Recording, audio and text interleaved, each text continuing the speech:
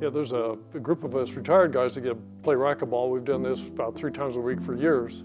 And we're all different. There's a retired colonel and a cop and helicopter pilot and an author, and then our favorite airline pilot is Jerry Kennedy.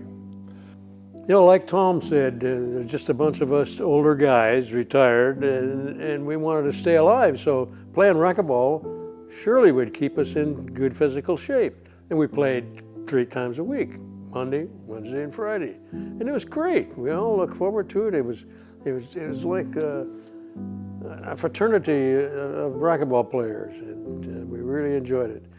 And that day, on the 8th of July, 2019, I went to play normally. So we play doubles, and in doing that, you run into each other, sometimes you fall down. And one day we were playing and Jerry hit me from the back and then just fell at my feet. And we said, Jerry, just collect yourself, don't move. And then we looked again and Jerry was gone. I mean, he was gray, he was unresponsive, he had no pulse, he wasn't breathing. And so I started doing CPR on him. And then the cop went and called 911. And so I continued doing that, and until the ambulance came, the fire department, they took over. And during that time, I just went down to Jerry's legs and was holding onto his legs and just calling out to God. I said, don't take him, send him back, don't take Jerry. And so finally, during that time, they shocked him maybe 2 or 3 times. And they finally got him on the gurney, and with the thumper, it's an automatic CPR. And then they took him out. And during that time, come to find out, some guys that don't even know Jerry, but in the gym, got together and prayed also for Jerry.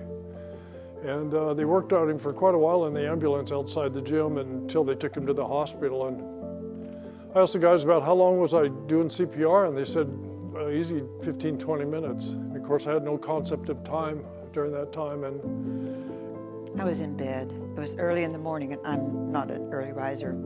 And the phone rang, and it announces the caller, and I said, Johnny's calling. And I thought, I don't want to talk to Johnny this early. I'm not going to answer the phone. I knew Jerry was gone. So then all at once I thought, Jerry's with Johnny. Something must be wrong.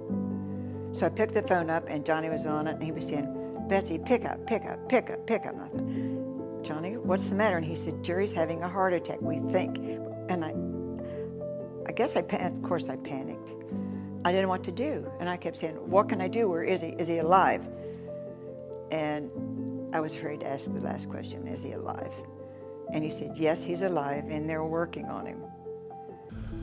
The doctor came in after quite a little while, and of course they're working on Jerry in the ER, which they were doing, and he came in, he wasn't hopeful at all. And I just remember he said that less than 1% of his patients that had this episode don't make it. And if I remember right, he asked Betsy outright if she wanted to continue. And of course she did. And I mean, it was really, really bad. It was bleak, it was serious. He did not look good.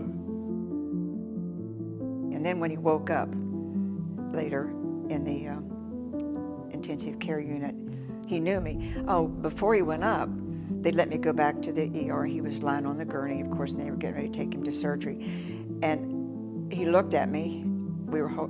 He held my hand, he looked at me, and I said, do you know where you are? And he just kind of shook his head a little bit. And the way I finally knew that he knew me was a tear rolled down out of his eye, and that just broke my heart. So anyhow, I didn't see him then again until they got into the intensive care, and he was in a coma. So they were keeping him in a coma to prevent, further brain damage.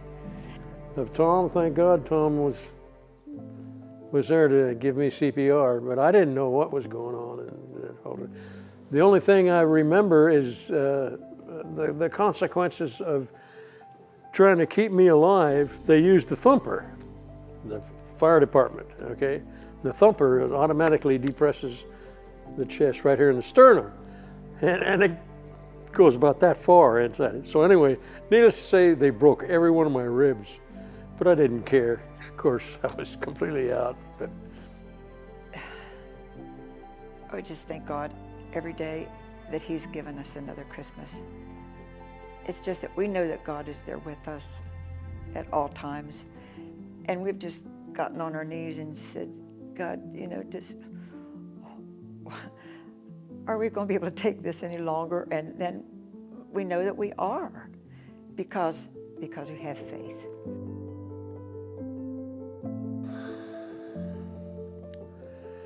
Yeah,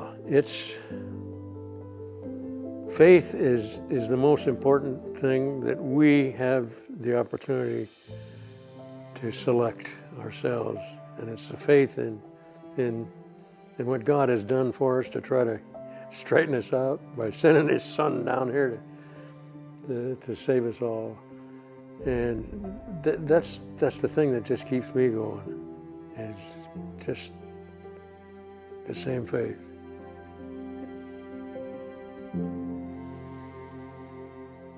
Hi, I'm Carol Marr, pastor of Southcliff Church, and I want to thank you for taking a moment to watch the video that you just watched, and hope you'll join us for all of the videos that we produce during this season. We're excited to bring those to you. In fact, would love for you to join us any Sunday for a live presentation of our worship time. You can go to our website, which is www.southcliff.com, or you can join us on Facebook or YouTube. There are places that you can see those services and those other videos, and we would love for you to join us and be a part of that. Hey, we would also encourage you, if you have a need in your life or something that you're struggling with, or that you would just like somebody to pray with you about that, if you will contact us at prayer@southcliff.com, you'll email that prayer request to us. I promise you, we'll read over those, and we do spend time praying for those. But our prayer for you is that you will have a blessed Christmas, and that Christmas spirit will last not just for this season, but into next year as well.